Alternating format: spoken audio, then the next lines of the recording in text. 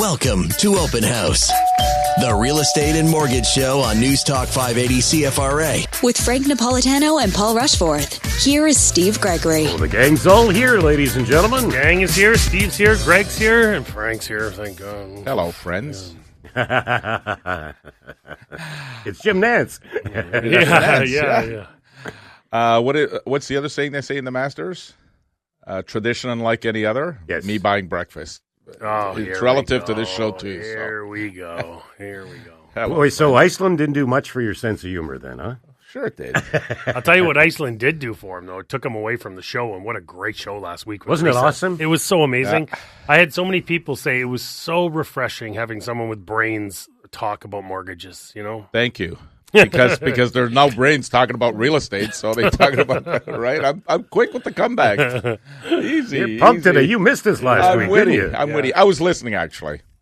Witty is not what I would use to describe you, actually, Frank. But anyways. I was on a bus, so you were at a conference in Iceland. I was at a with a lender in Iceland, and interesting to hear some of the stuff that's upcoming. And, you know, the LTI is a topic that's out there right now. And the LTI that some countries have used and are using is loan to income. And basically, it probably makes away with the stress test, which I think a lot of people will be happy with. But what it does, it limits how much you can borrow based on your income. So it'll be very income driven. Now, banks and lenders will be given exceptions. So depending on the capital that they're carrying and depending on other factors such as their delinquency ratios and how they're managing their book, the system will tell what percentage of deals can be above the 4 or 4.5 that they're talking about this LTI. So an example is if somebody's making $100,000 a year, if it's 4.5, you qualify for $450,000 worth of mortgage financing. If you're looking to borrow $500, then the lender would have to make a decision based on using, if they've been allotted 20% of their book, then 20% of their book, they can put you in that 20% and make an exception on that LTI, and therefore you qualify based on the contract rate as opposed to contract rate plus 2. So that's some of the talk that's going on out there that we might see in the next 7 or 8 months, depending on everything else that happens. Have they made any promises this election? I haven't seen anything yet, but the debate is later this week, so we'll see if a lot of promises, obviously, on housing. Some of it is just unreasonable, but nothing for mortgages. Nothing for mortgages. No, they made a lot of announcements last fall where they made some changes to, but nothing that was major yet. They increased the RSP home buyer withdrawal, which is good. I think it's better for if you're going through a separation or a marital breakup where you're considered. You have the ability to take money out of the RSP. So if you're in your 40s or 50s, and we're seeing an awful lot of them where, you're married for 25, 30 years, and you kind of stayed in the relationship because you had the kids, and now that the kids have grown up, it's like, okay, now I want to do something else with my life. So you're seeing that, and they've accrued money in RSPs that allows them to take the money out. So I think from that standpoint, it makes sense. But if you're 28, 30 years old and you're buying your first home, it didn't make a difference whether it was $35,000 or $60,000 taking money out of the RSP because most didn't even have $35,000. So it didn't dent anything there. But it got press. Yeah. Right? And that's what they're looking for sometimes. That's exactly. And a lot of the promises that they make, whether they stick they to don't them even hold them. They don't hold them. They don't hold the promises. So when someone's like, which party is bringing in which promise? Who knows? And what are they bringing in? And are they going to stick to these promises? I never have a lot of faith. They can't build the houses. Like the Liberal Party talked about building all these houses. We don't have the labor to build that many houses. It's never happened, and we just don't have the laborers to be able to do it. Well, listen, we've had some laborers call into the show complaining about being out of work and being slow and because builders aren't building fast enough. And, but it all comes down to, Carney came out and said, like I said, I don't take sides. I'm not talking about anybody. I'm just saying one thing that I did see from Carney that came out is that he wants to build homes at a rapid pace. And they all do. But hold on. So that's awesome. But how many promises and how many politicians have come out and said, we're going to build at a rapid pace? Well, no one's building at a rapid pace. And we've talked about it ad nauseum that unless we get rid of some of this red tape, it doesn't matter what builders want to do. And there's lots of builders with deep pockets that could build at a rapid pace, but they can't get shovels in the ground. And now you're looking at laborers, you're looking at supplies, materials, things like that. So possibly with tariffs. But supplies with tariffs. Yeah. So I know that it'd be great in theory and on paper that we want to build at this rapid pace, but it just doesn't happen year after year after year. And listen, I'm going to be optimistic and be an optimist and say, oh, it's going to happen this time. But we've been told. Yeah, you really sound optimistic. Well, but I'm being honest here. I'm being honest. Like, we've been talking about this now for probably 6 or 7 years, where it's been a mandate to build at a rapid pace, and it's going to be easier, and the red tape's going to be ripped off, and you're going to get shovels in the ground, and let's go. And a lot of talk, and nothing's ever happened. And we've heard from builders. I mean, we've had Charles on the show, and we've heard from them saying it's not any easier. It's actually just as hard, if not sometimes harder, and fees are going up. And, you know, like, a lot of their profits are built into their soft costs and permits and all drawings and all that stuff. And their profits are getting eaten away at as well. So they're increasing prices, but it's not even the prices. It's getting shovels in the ground is what our biggest problem is right now. So even if they take the taxes off new home builds, there's still all that red tape they have to go Well, that's through. it. I mean, it's great if they can make them a little more affordable for Canadians. That would be outstanding. That would be, I mean, perfect. But the problem is we still don't have the product to buy. And unless they take off this red tape and give us that product to actually, you know, meet a quota that we have to meet, because right now we are so far below the quota that we need for new homes, like so far, not even close, and it's almost unrealistic what they want us to do. But it's not happening because of government and red tape. That's the biggest problem. If they take taxes off new home builds, how will that affect the resale market? Well, listen, there's still a lot of people that do go to new homes, but typically a new home is more expensive than a resale home, because not only are you buying something that's a little bit more expensive, it's great you're getting brand new, but keep in mind, now you don't have a fence, you don't have eaves troughs, you don't have appliances, you don't have curtains, you know, you most likely have to repaint the builder's paint. So there's a lot of expenses that go in after you buy that new home. So, you know, it's great that they're going to make the new homes more affordable. How is it going to affect the resale market? It's still more affordable to get into the resale market than it is to get into the new home market, even if they make it more affordable. And how are rates affecting the resale market? Not much changing, eh? Not much changing. A little bit of a yo-yo this week, obviously, as tariffs What's going on with the bond market? Well, the bond market's very much impacted. I mean, talk about, you know, and I believe a lot of people saying, wait a second, everything this president is doing is insider trading, because he's impacting what's happening with all the markets and all the stock prices on a daily basis. And if some of the inside people know what he's doing, then I don't know that anybody knows. Even he doesn't know. He doesn't even know what he's doing. I don't think he knows until he talks into the mic. Oh, but damn, I lost money again today. What happened? Oh, yeah, that was me. Yeah. So anyway, but the yo-yo in the markets is unbelievable, right? I've never seen anything like it, where, you know, in a morning the Dow could go down 400 points, and then the afternoon it makes up 600 points. I've never seen anything like that before. So, but the bond markets follow what's going on with the market. The bond markets very closely follow what's going on with inflation data, which the good news was that in the U.S., the inflation number came down this week. So that was good news. Now, again, most of it attributed to oil prices. Oil's down to $60 a barrel. I mean, it wasn't long ago that it was at 75. So with oil prices coming down because of all the tariff talk, the economy feeling like globally it's slowing down, and it will slow down because the tariffs on China and the U.S., the two biggest traders, will play a big part in what's happening. Now, it's going to impact inflation because obviously everything costs more, so inflation's going to be hit by it. But the question is, can people afford to buy all that stuff? And if less people are buying, then it'll have less impact on it. But the end run is we're going to see job losses all over, specifically in the U.S. and China for sure. I don't see this ending well. It's not ending well. Tariffs have never ended well. So every single president that's ever talked about tariffs has said there's no winner ever in tariffs. I know that Donald Trump thinks that he can bring all these jobs back to America, but I think Americans are not going to be happy being able to buy an 80-inch TV today for $800, and if it's made in America, it's $2,000. I'm sure they're going to say, wait a second, let's go back to the other one. I'd rather pay $800 for this TV than $2,000. There's a lot of anger in the States right now at Trump. It went from being like sort of the hero to being a lot of anger right now, because there's a lot of Americans that are just scraping by right now. And I don't think a lot of them, you've seen some of the commercials and stuff like that are hilarious, but a lot of the Americans think that this is impacting other countries and it's not going to impact them. No. What they don't realize is It's hurting them more. This is hurting them more. And when you have a lot of Americans that are just scraping by and now they realize, oh my God, things are getting more expensive for us because of all these, and we don't even call them tariffs, let's call them taxes. Yeah. Because of all these taxes, it's going to really impact the States big time. And I think there's going to be there's already a lot of rumblings and grumblings of what's going on in the States. And I don't know. I don't know how this is going to end, but I feel like it's going to end very, very ugly. Not well for anyone. And you know what I mean? So here he is talking about bringing jobs back, and it would have more leverage if the unemployment rate was high in the U.S. But the unemployment rate is relatively low compared to historical numbers. And here he is talking about bringing jobs back. But if you really dig deep down, it's not about bringing jobs back. It's about increasing tax revenue.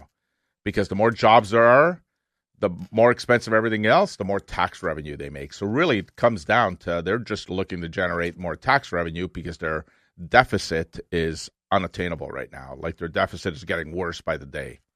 All right, we'll bring it all home to Ottawa when we come back. Back with some positive news. I didn't go that far. 521-TALK, 521-8255. We'll be right back. Welcome back to the phones we go. Say hello to Michelle in Orleans. Hello, Michelle. Hi, how are you? We are great, but that's just our opinion. That's good. Well, thank you for taking my call. I just have a question concerning, we have some rental properties, maybe about 7 or 8, and we have one that's vacating at the end of the month. They're pretty much all located in the Orleans area.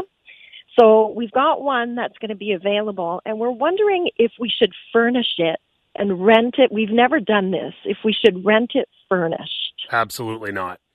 No, I don't think so. I mean, listen, tenants nowadays don't really. Now I know I'm painting tenants with a brush here, so I apologize for that. Yeah. But in general, tenants are not taking great care of houses these days. So can you imagine what it's going to do to your furniture?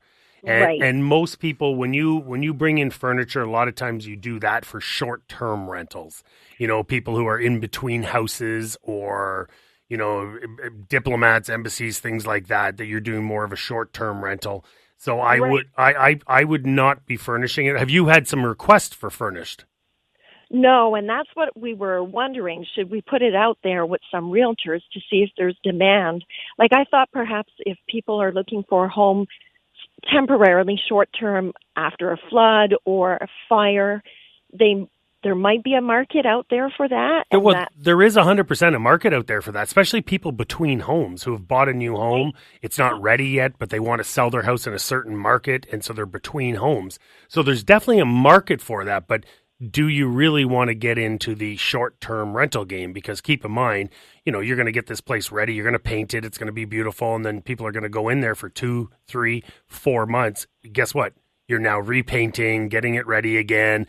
Do you really want to get into that short-term market? And yes, there's a market for it. I probably wouldn't do it, though. I would stay in the long-term game of, you know, 1-year leases and things like that. Can you charge more for a short-term? You can and can't. I mean, you know, you're sort of taking advantage of someone if you do charge for a short term. You could put different stipulations in there for short term, but you know, you will be most likely repainting, maybe not the whole house, but you'll be repainting rooms and potentially cleaning carpets, you know, doing things with floors, making repairs in a short term rental. You know, and like I said, there is an appetite for it, but I wouldn't be that appetite if I was you. Okay, so not worth, I was thinking, hoping it would be more lucrative a bit. What type of property is it? It's a townhouse. It's in the western area of Orleans, near Renault. It's a 3-bedroom, built by Kaivan. We had purchased it at the peak, so unfortunately we're running a loss every month. Yeah. So that's why we thought maybe if we furnished it, we could get a few $100s extra a month and what's the furniture cost you? The end, what's the furniture cost you? And then if you got to throw it away at the end of, you know, I think the risk to me that I look at your location, you know, if you were in Canada, possibly better because there are a lot of high tech companies that bring people in for 2, 3, 4 months, and therefore you can benefit from that where it's furnished.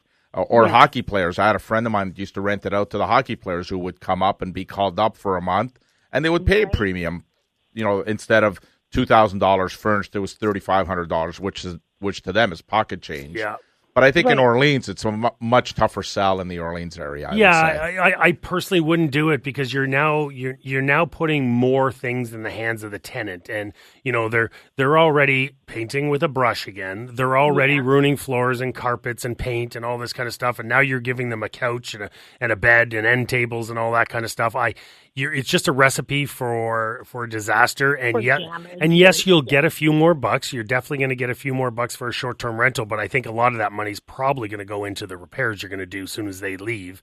And you're better to get a long-term tenant than you are a short-term tenant. That's where, like I said, less money, but way more secure and safe. Unless you're thinking of selling, right? Well, yeah. I mean, if you're thinking, if you're like, I want to wait till the rates go lower and I want to wait till the market gets better, so I'm going to rent it out for 4 months and then then that's a different story. But if you're planning on keeping them, which if you have 7 or 8 doors, which congratulations, by the way, that's a great retirement plan. But if you have that many doors, you're not looking most likely to sell. So I would look for a long-term tenant, put a great tenant in there, and then guess what? They stay for 5, 6, 7 years. You have to do the repairs once they leave 5, 6, 7 years down the road. And so you end up saving money than you would on a short-term rental. Okay, perfect. Thanks, Michelle. Thanks, Michelle. Thank you. Not to mention the fact that it could sit empty for, out of 12 months, it could sit empty for 3 or 4 months. So any money you make extra in that 8 months, you give up by it being empty for and the what other an 4 extra months. hassle it is to find people. It is. But don't get me wrong. There is definitely an appetite for that. I mean, especially in different markets where, people are worried about their house selling, so they sell it quickly. And then like, I'll just rent for, 4 months until I find something I really like.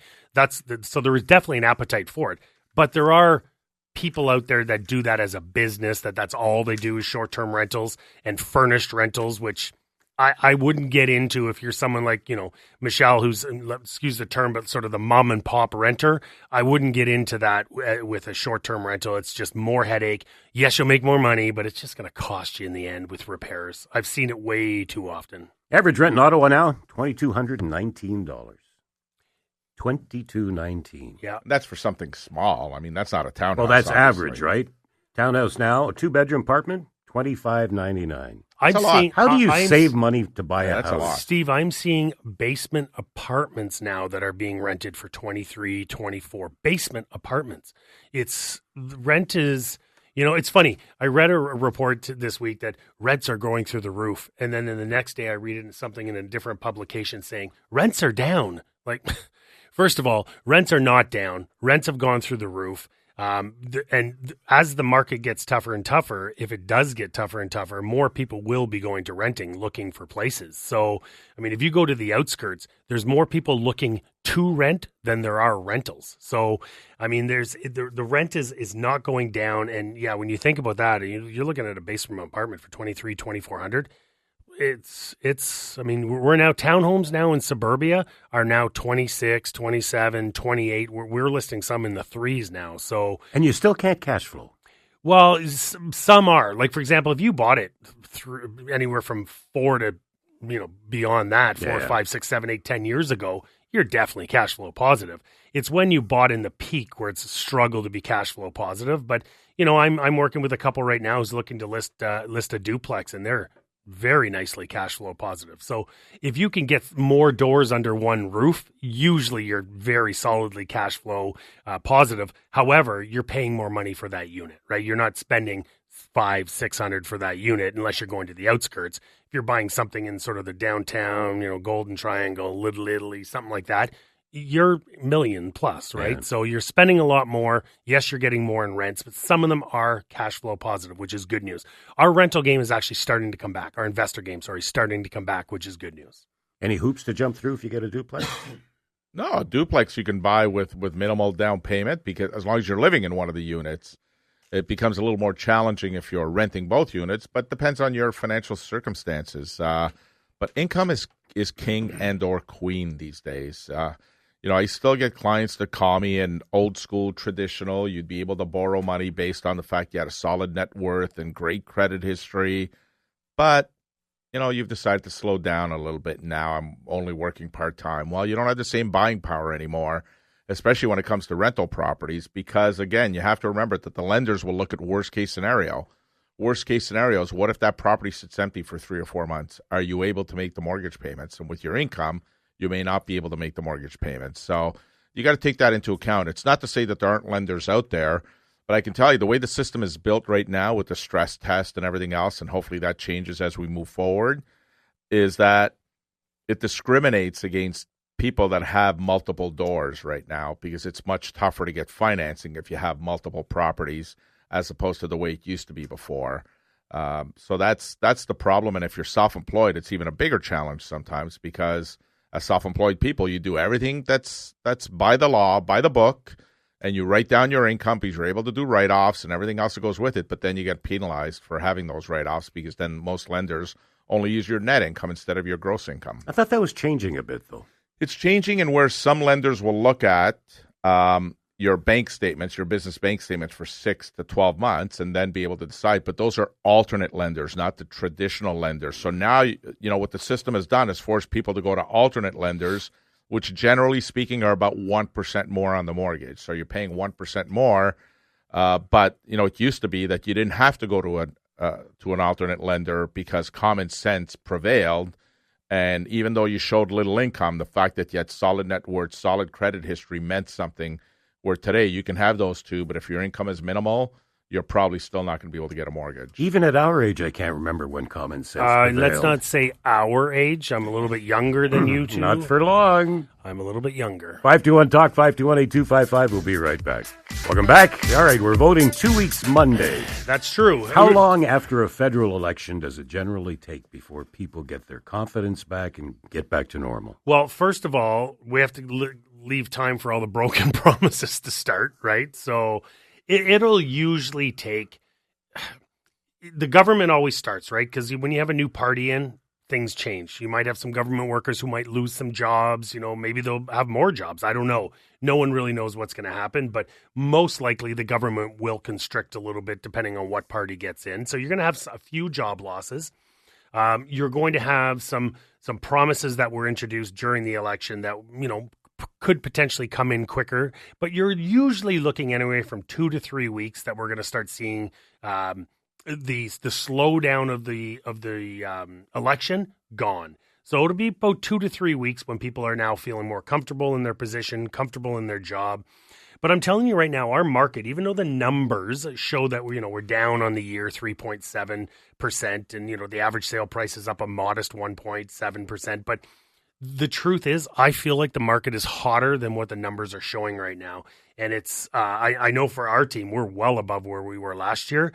And I just feel like it's just a lot hotter than the numbers are actually showing. I know, why is that? I don't know. It's hard to tell, but I feel like we're giving our sellers the right advice about getting their house ready and proper, to hit the market.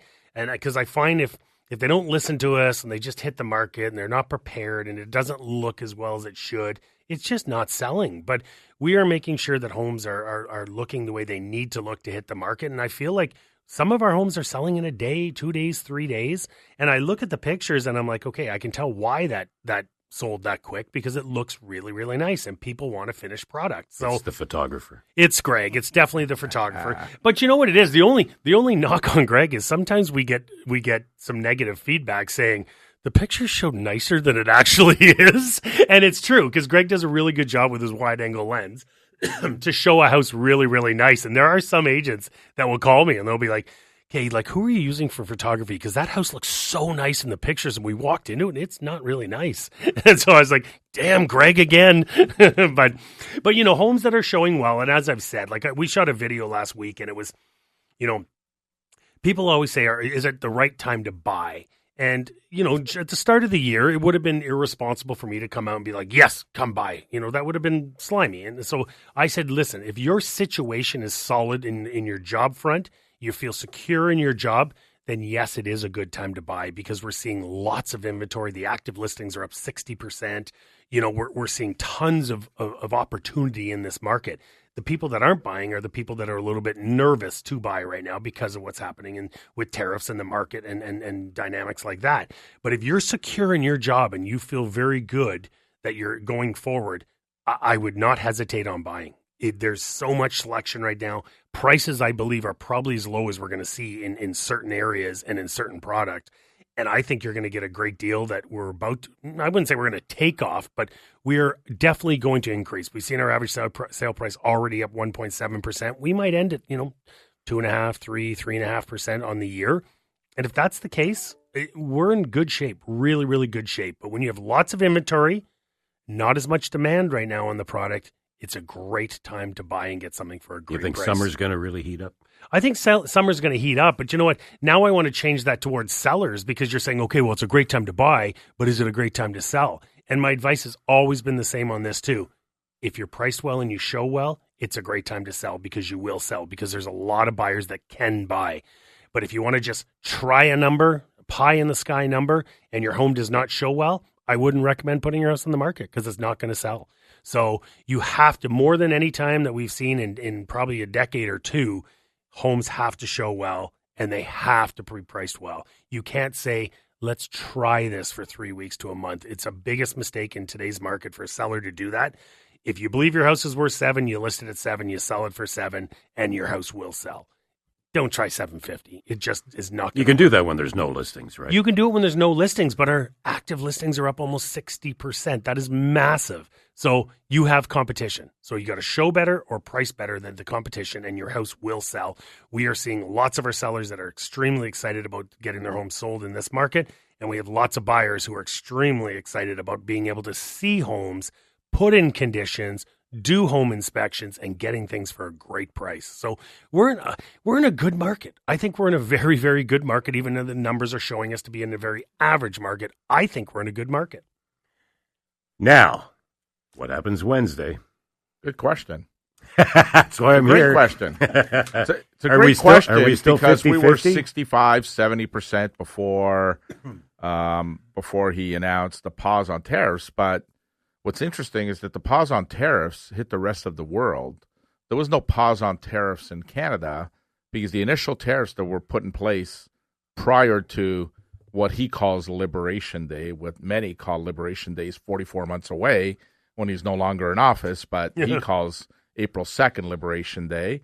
When he paused those for 90 days, the rest of the world got benefit from it potentially, but Canada hasn't. So, there's the inflation number comes out, oddly enough, on Tuesday, and then obviously Bank of Canada makes their announcement on Wednesday. Now, the inflation is probably going to be pretty stale. I mean, we've already, we went up a little bit because of the tax exemption that happened during Christmas, which has now gone away. But we've seen oil prices come down. We've seen the carbon tax be removed we're seeing it at the gas pumps. And obviously, we should be seeing it on the food side. I haven't seen any data yet on the food side, but if oil's cheaper and gas is cheaper, then food prices should come down as well, because that's what they attributed the increase in food prices to, is the fact it was expensive to get them there. Well, if that transpires, then I could see Bank of Canada pausing on April 16th and not making any announcement, and then waiting to see. Now, again, yesterday, 450 people laid off at the one of the autos, and the other ones that have gone back after being off for 2 weeks apparently are only there for a few weeks, and then they're going to be laid off again.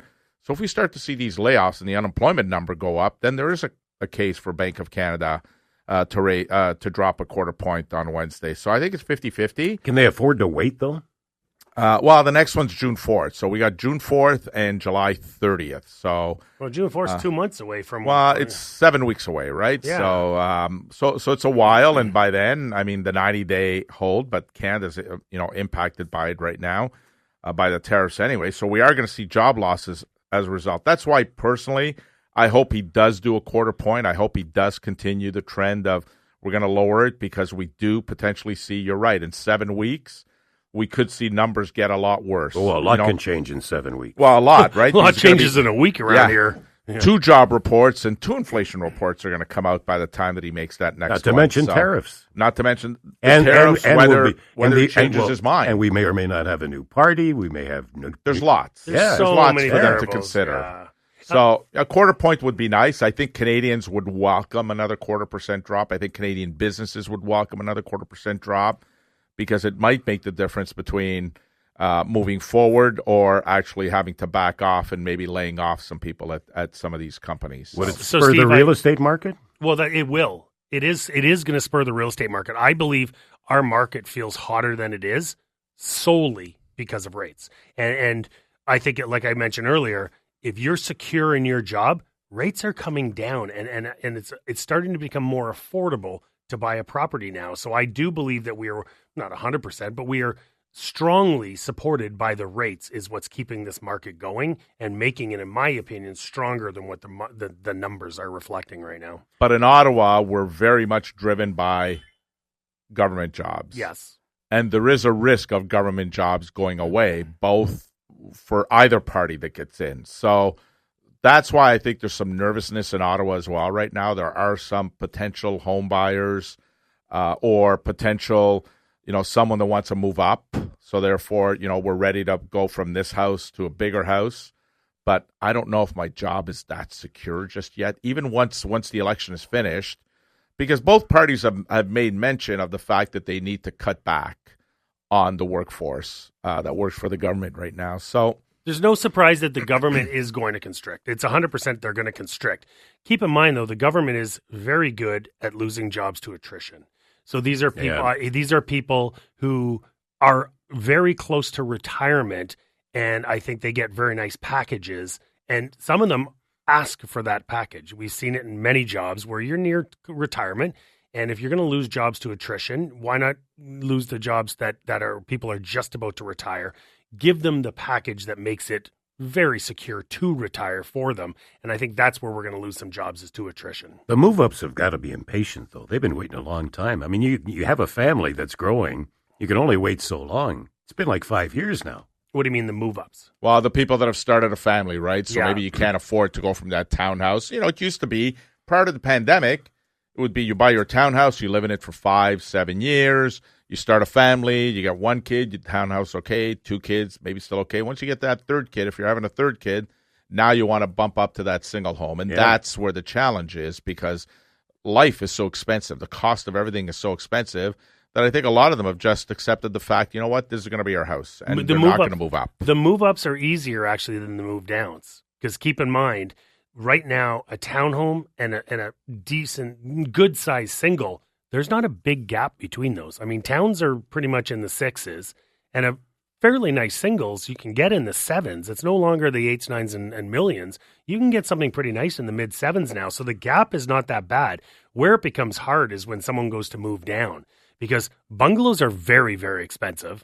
and townhomes are much more expensive. So when someone goes to move down thinking they're saving a lot of money, that's where the problem comes in, because they're like, hold on, I'm going to lose 1,000 square feet, but I'm going to save $60,000. Like, it's the move down is what's being impacted right now. The move up is not being impacted at all. Well, not at all, but they can afford that move up house, whereas the move down is being impacted more. 521-TALK, 521-8255. My goodness, where is this hour going? Welcome back to the show.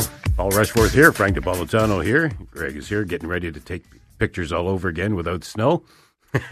Well, actually, this time of year, when I didn't have Greg working at the company, when Greg was working at a different company, I had to pay Greg to go take all those. It was an expensive time of year. Oh, you don't pay him now? Well, now I pay him like a surgeon. But anyways, I thought he was going to say a house is ready. But keep in mind, Greg not only has to take pictures right now, but then he has to go back when the flowers are blooming and the grass is green. So he has to go back twice, because you have to take them now. If you're listing properties with snow in them, that's a telltale sign it's been on the market a long time. Your listings don't stay on the market that long. I hope they don't. But so you're doing twice, Greg? Like, you're going now, and then you got to go in the summertime again. Well, and especially in the spring, like when we get these surprise snowstorms that come in. I mean, and if the listing's going 2 days later, we have to have those front photos on the listing. We just have to.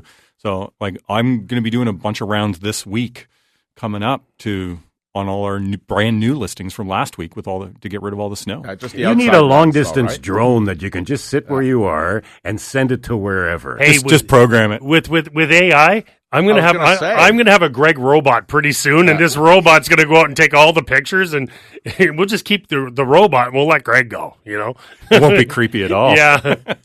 What is going to happen with fixed rates, Mr. Napolitano? They don't seem to be doing very much these days. Actually, we're going to probably see them go up a little bit this week, because the bond markets have gone up slightly, specifically in the U.S., because obviously once he put the pause on tariffs, the markets went the other way. And we saw the bond markets go up, specifically their 10 and 30-year market, which impacts Canadian bond markets tremendously. So we were down in the 3s. I have a suspicion we're going to be into the 4s by middle of next week. And if we'll be at 409, 404, where now we're at 394, and you can get even some below that. And if the prime rate comes down on Wednesday, we're looking at below 4 for a variable, right? Yeah. So we're almost there now, but I think we will be there with a quarter-point drop. And is the variable adjustable rate the right term to take right now? I still think it is.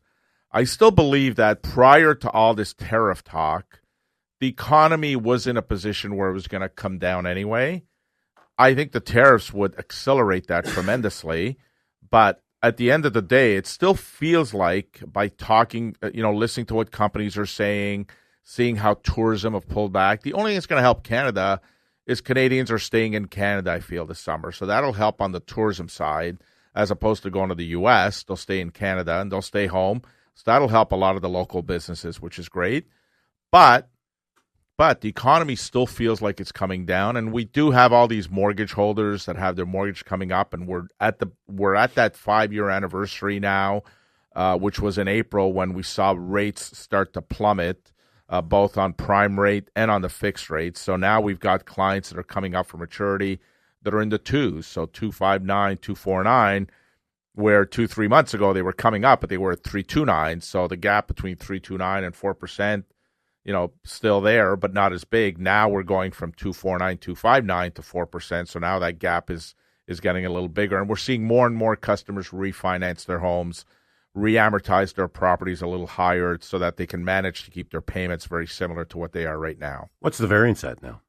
The variance anywhere between prime less a half to prime less 0.85 is what you're seeing. So low 4s. So if they do lower the rates this week, are they going to take away that variance and make it 0.3, 0.4? They might. They've got a measure where they calculate what that variance is, and in many cases, unfortunately, as the rates come down, that variance tend to become less and less. But you can lock it in, right? You can lock it in anytime. That's the benefit of an adjustable variable rate mortgage, that you have the ability at any time to lock that mortgage into a fix. You're not. No, I'm talking about locking in the variance. You can lock in the variance for 120 days if you're looking to buy a property or refinance or your mortgage coming up for maturity. The only thing I caution people, banks are getting really aggressive at trying to get their maturing mortgage holders to early renew their mortgage.